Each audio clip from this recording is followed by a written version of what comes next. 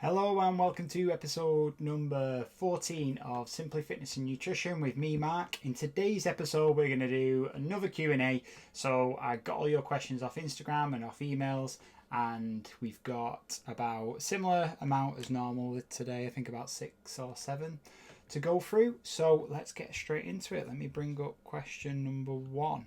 So first question is, how important is rest in between sets? So anyone that weight trains or resistance trains will know that the way you perform the exercises, you do a certain amount of reps and then you have a rest and you go into the next set, and they're broken up into sets. Now in between we obviously have that rest period, which is dependent on what your goal is for how long that rest is, which I'll discuss that in a minute. But the importance, let's talk about the reason why it's there first of all. So as we perform the exercise, obviously we are using stored fuel in our muscle, which is glycogen. So in between them sets, we want to allow our muscle to replenish that fuel. A couple of reasons really. So we're able to perform the set or the exercise to the best of our ability without form breaking down, which could then lead to injuries. And also, just to allow that fuel to replenish. You'll notice if you've ever trained to failure, that is what's happening. We're just unable to replenish that fuel. And you'll notice your technique does start to break down. So it's really, really important to answer your question. It's important to get that rest in there. If you feel like, and this is to people that do resistance training, but if you feel like you don't need a rest, then you are definitely not lifting enough for your goal. And I take that back actually, because it does depend on your goals. So if you are just looking to build muscle, for example, let's look at building muscle. You might not be working to failure every set, so it's not fair to say that. However, if you feel like you can go on and on and on, say you've got a rep range of 10 to 12, and you feel like you get to rep number 12 and you feel like you can just go and go and go again, and you could potentially get another 10 reps out of there, then you definitely need to increase your weight a little bit. You should need that rest in a way. And again, like I mentioned, it is dependent on the goal. So people that are muscle building, you probably want around 90 seconds to 2 minutes rest in between sets. And for something like strength training, you can have a lot longer, so you could be resting up 3 to 5 minutes in between sets. So it just depends what your goal is. Obviously, if you want to try and keep intensity quite high and you do it in sort of a circuit style, you might even drop that rest period down even lower than a minute and a half or a minute. So yeah, it just depends on what your goal is. Okay, question number 2. How many times a week should I be training? My goal is fat loss. This one really depends on a few factors. First of all, if you haven't already, you need to go and listen to episode number 2, where I talk about an energy deficit. Because if we don't create that energy or calorie deficit, you can train 6-7 times a week and not achieve your goal of fat loss. So have a listen to that. And then alongside creating that energy deficit, I always say to people that the exercise part should sort of supplement that deficit. So you should do things that you kind of enjoy, or things that you don't find too much of a chore, if you like, because one, you're more likely to stick to that and do it regular, and it's easier to build into your lifestyle then, rather than feeling like, oh god, another day at the gym today. So yeah, I would look at a few other factors. So once you know that you're creating that calorie deficit, look at other things that are going to help you to get to that deficit. So things like increasing your steps. I've talked about this loads, so sorry if I'm repeating myself to the people that have watched all the episodes.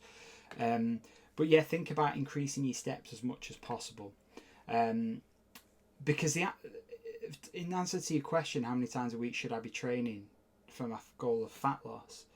The answer is you don't have to train at all if you don't want, but it's not something that I recommend to people, because there's so much benefit with obviously the exercise side and the training side, but it is all about that energy deficit. So yeah, think about creating that deficit and what's going to help you to create that deficit, finding a way of eating which suits your lifestyle the best. Then increase your steps as much as possible in your daily activity. Try and increase that where possible, and then exercise. Add some resistance training in there, because that's always good, and then do things you enjoy. If it's a class, add a class in there, but for an absolute beginner, something like, just to give you an answer to the question, rather than spouting a load of nonsense that I'm talking now, if you do 2 like total body sessions per week, you'll get some massive health benefits on that, and even massive benefits with resistance training. So that would be my answer, but again, it depends on the person. Okay, this one was a funny one. It wasn't really a question. It just said, you can't out-train a bad diet. It had a question mark on the end. So, but it's a phrase you hear a lot. There's some truth to it. First of all, you can't out-train a bad diet. The phrase is thrown around so much. Initially, like, what constitutes a bad diet? Because somebody that is, I don't know, having a dessert after every meal, for some people that might constitute a bad diet. They go, oh my god, they're eating so much sweet foods and these foods that are quote unquote bad to them, or what they perceive to be bad to them. Whereas that person in total could be creating that energy deficit day on day and losing body fat over the weeks and months. So that would not make that a bad diet. So again, like I say about good and bad foods, I don't think there's any bad diet. It's one that fits in best with your lifestyle. One that includes plenty of fruit and vegetables, so you're getting all the micronutrients within your diet. Thinking about getting a good amount of protein in your diet, which again, as I mentioned a lot, helps with feeling satiated after meals, and also helps with the repair and the growth of muscle tissue if you are resistance training, or even if you're not. I mean, we need to get that in the diet. So I would say it's hard to comment on the bad part of that statement rather than question. But if you're asking me, like, can you eat what you want and still hit your goals? 100% you can, because you can train as hard as you can. Is it the best way of doing things? Absolutely not. And if that eating whatever you want puts you in a calorie surplus and your goal is fat loss, then absolutely you can't out-train that. It's not possible. So again, we circle back round to that energy deficit if it's for fat loss. But yeah, hopefully that helps. Next question. How many sessions per week to build muscle? This is a good question. Rubbish answer again, it depends. It depends on the person, it depends on the intensity of sessions, it depends on the experience of that lifter. If you've never trained before, if you then add resistance training into your routine and you're lifting well and to a decent intensity, you're going to get results pretty quickly compared to someone that's been doing it years and years and years. Depends on your nutritional intake, depends on the types of exercise you're doing. There's loads of different things that it depends on with muscle building, and I hope to sort of cover that more within the muscle building series, which I'm going to do coming up, which I've been planning. I would say a good ballpark, like I've just mentioned in that other question, I said 2 total body sessions per week. I know their goal was fat loss, but if you did 2 total body sessions a week and your goal was muscle building, as long as you're lifting to a decent intensity and you've got a good amount of protein in there, something like at least 1.6 grams of protein per kilogram of body weight, eating to around possibly maintenance, maybe slightly higher than maintenance, again, you'll get results, especially if you haven't lifted weights before. So again, like a lot of questions in fitness and nutrition, it depends because there's so many different variables, but hopefully that gives you something to think about. And again, like I said, the muscle building series, I hope to cover a bit more in depth and give you some scenarios of like for a beginner against an experienced or an intermediate, etc. Okay, next question.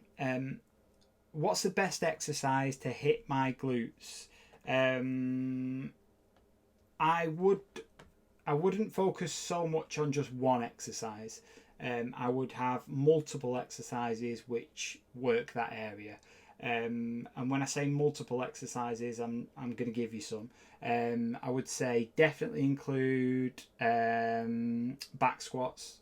So bar on your back, squatting. If you've never back squatted before, you might start with goblet squats, which is a weight at the front. So definitely have one form of a squat in there. I would definitely have some hip thrusts or bridges or both. So hip thrusts, shoulder blades on the bench, weight across the hips, dropping them hips down, chin tucked down, driving them hips up, squeezing your glutes at the top. Bridges are just flat on the floor. Again, same movement, lifting them hips up. I would probably also include a split squat, maybe an elevated back leg split squat. And I would probably have deadlifts in there and some stiff leg deadlifts. So they would sort of be my go-to exercises. I would say, and this is very, very common in the gym at the minute, what I notice, banded work is good. You'll see people with the glute bands, so driving them knees out to add tension to the band and driving them hips up. It's good, but like any other muscle group, you need to add some sort of progressive overload. And what I mean by that is once you get to a certain rep range with them glute bands, I know you can progress by having tighter bands, but there's going to come a stage where you need to progress more. And once you've done a certain amount of reps and sets, it can get a little bit repetitive. So make sure you're still including these big movements like a squat, like a hip thrust, like a split squat or a deadlift, rather than just doing hours and hours and hours lay on the floor doing the banded clams or donkey kicks or whatever it is. They serve a purpose, but make sure you're getting some weights lifted as well with big movements, because that's gonna help you hit your glutes. And then final question, a little question for me, this one to me. What is your best body part to train, and also what's your favourite exercise for legs? Okay, first part of the question, definitely not my legs is the best part to train, so I can't cover both questions in one here. But my best body part to train would probably be probably my back. Probably my back, or I quite like training triceps as well. But yeah, back or triceps, I'd say. Yeah, there's your answer to that question. Don't know why you care, but yeah, there you go. And what's your favourite exercise for legs? I would probably say back squat. Yeah, definitely back squat. I'd pick a back squat over a lunge, over a hip thrust. Yeah, back squat would be my favourite one for my legs. Don't particularly like doing it, but it's got to be done, hasn't it? So that is it. That is all the questions this week. As always, thank you so much for asking your questions. I really enjoy getting them in. So if you want to get yours answered, send me them on Instagram or drop me an email at mark@coachclegg.com. And not really much else to say. If you're interested in personal training, I've still got space available for face-to-face training. So if you live in the Oldham area or Greater Manchester area, I train out of a facility in Oldham. So I've still got space for that. And other than that, yeah, look out for the next episode, which is going to be, I don't know yet. It'll be a surprise. It's not fully planned. And also look out for that muscle building series, which is coming soon. Thanks as always for listening, and have a great day. I will speak to you in the next one.